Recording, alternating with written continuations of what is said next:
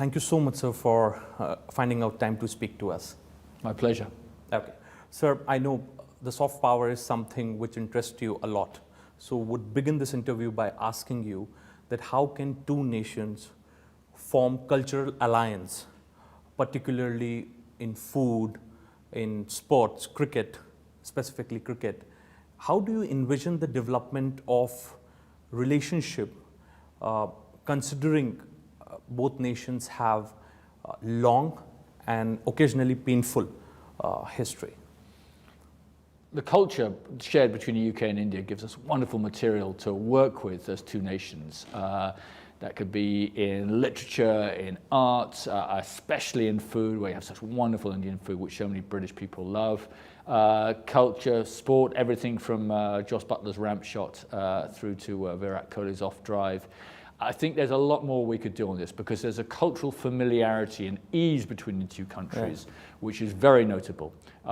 And one of the things which the big Indian investors in the UK tell me, and India now is the second biggest investor in the UK in terms of new projects, is the ease with which they enjoy being in the UK. Okay. Ambassador, my next question is regarding the recent visit of Prime Minister Rishi Sunak to Ram Katha of Murari Bapu. Now there he said that my faith is something very personal to me. How do you look at this visit to a Ram Katha, especially ahead of his visit to India for the G20 summit? As our Prime Minister Rishi Sunak said, his faith is personal, so I will leave that to him. But I do think it tells you something about the modern UK, the very diverse UK, that the Prime Minister of the United Kingdom on the day of India's independence is in one of the most ancient universities in the world, one of the best, I would say, Cambridge University, and saying Jai Shri Ram. If you told Lord Curzon that, I think he would have kind of spat his breakfast out. Even Gandhi wouldn't have believed it. And that tells you how very different the UK is from 76 years ago. And that is a great basis, alongside that cultural familiarity, for a forward-looking partnership. Okay. So Prime Minister Sunak is expected to come to New Delhi next month. And perhaps there's a lot of excitement. And in fact, his presence is going to catch a lot of media eyeballs. And so would like to know from you what agendas are going to be likely on the cards. Trade, investments of Indian companies in Britain, maritime security. When both prime ministers will sit for the bilateral talks on the sideline of G20 Summit, what are going to be the key agendas? You're right to highlight the breadth of the partnership that there is between the UK and India. And you mentioned some of them. There's energy transition, there's health as well, trade certainly, I'll come back to that. But first and foremost, this is a visit about the G20. Both the Prime Minister and Mrs. Murthy will be coming here to support India's G20 priorities. It is incredibly frustrating that because of President Putin's illegal invasion of Ukraine, we are not able to address more centrally some of the world's big problems. Inflation is one in the UK, across the developed world, including in India. The development issues which are resulting from the invasion of Ukraine. For example, the choking of the Black Grain Sea Initiative. So that means higher inflation, including in India. That means less grain getting to the people who need it all around the world. This is doing serious harm to people around the world. India's wanting to show its ambition and its ideas on digital public infrastructure, for example, something we were supporting last week in a G20 meeting in Bangalore. India's ambition on health, India's ambition on energy transition. These are all things which the UK very much supports. So first of all, the Prime Minister will be doing that. I'm sure he'll have a bilateral meeting with Prime Minister. High Commissioner, can you give me a date or perhaps a month when both countries can sign on the trade agreement? Right, so the free trade agreement is probably the sort of biggest thing we're working on together right now. The timing has got to be driven by the substance. We have come a long way since the launch of negotiations. The last round, held in the UK, made a lot of progress, good work between the two sets of negotiators. We're now into the sort of toughest bits, I would say. This is going to be the toughest round yet. There's quite a long way to go in this negotiation. That's why our Trade Minister, Kemi Badenoch, is here, coming to the G20 Trade Ministers meeting in Jaipur, and then following on with the bilateral program with Minister Piyush Goyal. So we've come a long way. We've got a long way past the base camp. We've got up to the sort of second stage, but now we've got to do a sharp, steep, tough ascent, and that's what we're into now. Okay. His Excellency, in the month of April, Prime Minister Modi and Prime Minister Sunak spoke on phone, And perhaps Prime Minister Modi highlighted the issue of Vijay Mallya and Nirav Modi, the fugitives of India, India's most wanted.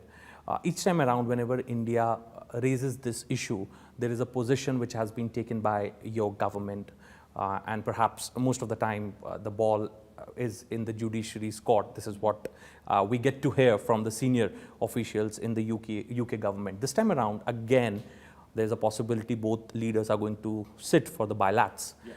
And if Indian side will raise this issue again, what is going to be the reply or assurance they are going to get?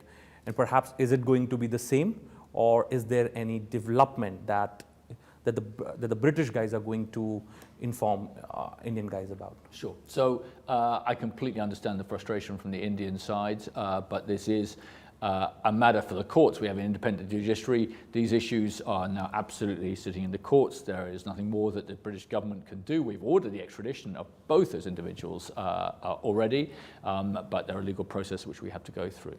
Now, the specifics lead on to a second point, which is I don't think the UK wants to be a place which is attracting, in general, financial fugitives from all over the world, and that's something which I think the UK will be looking to address.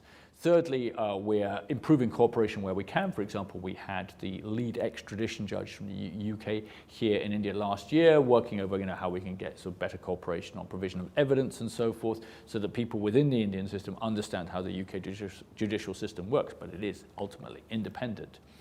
Finally, getting away from individuals. One of the great stories of the last few years has been the flow of people from India to the UK. Now, I think we issued 140,000 student visas in the year ending March 23. India's overtaken China as the provider of the most number of international students to the UK, to our fantastic universities. India tops every main visa category, whether that's students, also skilled workers, also visitors. So actually it's very striking, that flow of people, and of course the UK, I think both countries benefit enormously from that.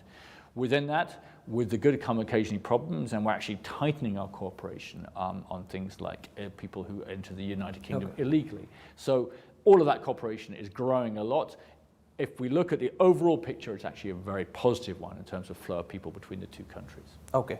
High Commissioner, the relationship between the two countries, the cooperation has taken a hit because of this entire Khalistani movement which is going on, in UK.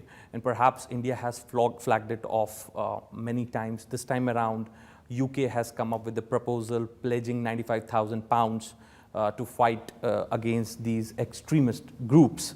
Do you have, or perhaps your government has, some sort of a roadmap, and maybe in future if India pursues extradition of some of the active member of these groups, is the government of UK going to cooperate with the government of India? Can we have some sort of a roadmap, or has there been any roadmap shared with the government of India that how actions are going to be taken, action is going to be taken by the law enforcement agencies back in England against these groups in case they again damage Indian Foreign Office or religious places in UK? Sure. This is a serious issue. Our security minister was here, I think, only 2 weeks ago. He saw Foreign Minister Jaishankar, he saw National Security Advisor Doval, and he made the point which I will make now, which is this is not an India problem, this is a UK problem involving UK citizens that we need to address. It is, of course, an India problem as well, but it's on us to address it, as we should any form of extremism in the United Kingdom. That's why we put more money into understanding better the issue. We take action already. We take action in different ways. We are already, there was an arrest at the time of the demonstration in March. There was actually an arrest the other day in the UK on India's Independence Day. In the meantime, we have closed down TV stations, which are not really TV stations. We have closed down charities, which are not really charities. There are different forms of ways in which you can address this issue of extremism, as we would, and we have to look at extremism of any sort in the UK as something which we need to address. And I think we are increasing our cooperation between the UK and India, because this is not something we can just leave idle, and that was one thing which the security minister was very clear on when he was here. Good news on the Indian High Commission is that we both increased the police presence outside the Indian High Commission, and we've also been policing demonstrations. And there have been a series of demonstrations, roughly half a dozen, since the ones which took place in March, where we have seen no incidents, and that's been very carefully and calmly managed between the police and the Indian High Commission. Okay. High Commissioner, very last question, but a very important one. Significant efforts have been made to sort of pacify the Chinese expansionist policies. Now, when you speak to China, they attribute to West for dividing world into two blocks.